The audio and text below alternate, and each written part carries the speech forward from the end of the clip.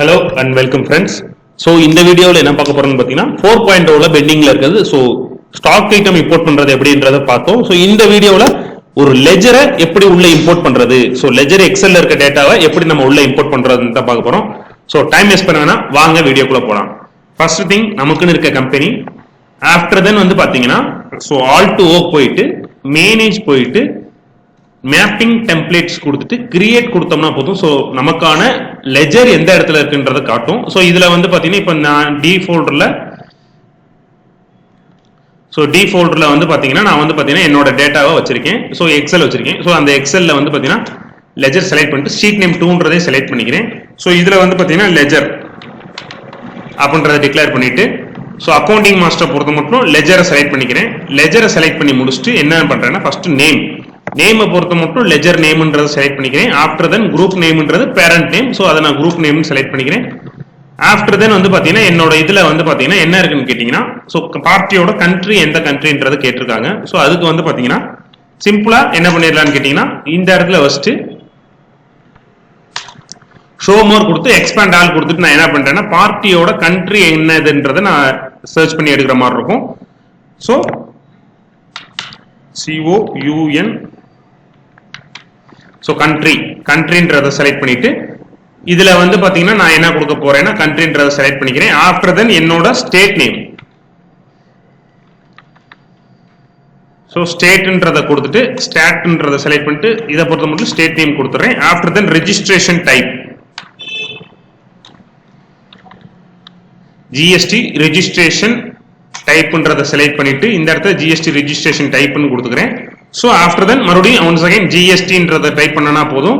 So எனக்கே வந்து பார்த்தீங்கன்னா என்ன வரும்னா GST registration UAN and GST IN இருக்கு இல்லைங்களா. ஸோ இதை செலக்ட் பண்ணிட்டு ஆஃப்டர் தென் என்னோட ஜிஎஸ்டி ஐஎன் எடுத்துக்கிறேன்.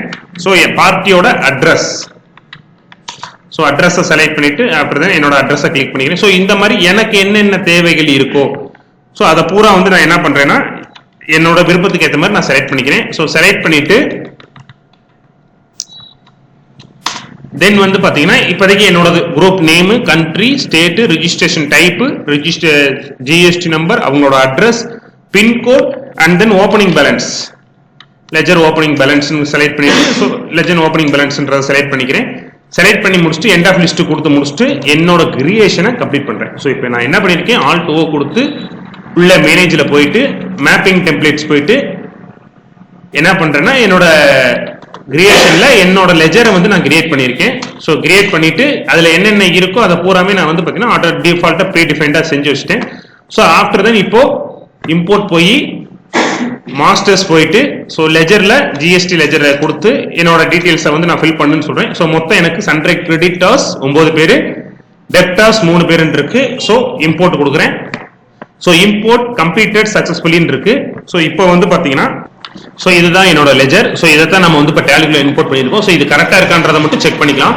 ஸோ ஆல்டர்ல போயிட்டு லெஜருக்குள்ள போயிட்டு for example A to Z so A to Zன்றவர் வந்து பார்த்தீங்கன்னா அண்டர் சன்ட்ரை கிரெடிட்டார்ஸ் ஆஃப்டர் தென் அவர் ஜிஎஸ்டி டைப் ரெகுலர் தென் வந்து பார்த்தீங்கன்னா அவரோட அட்ரஸ்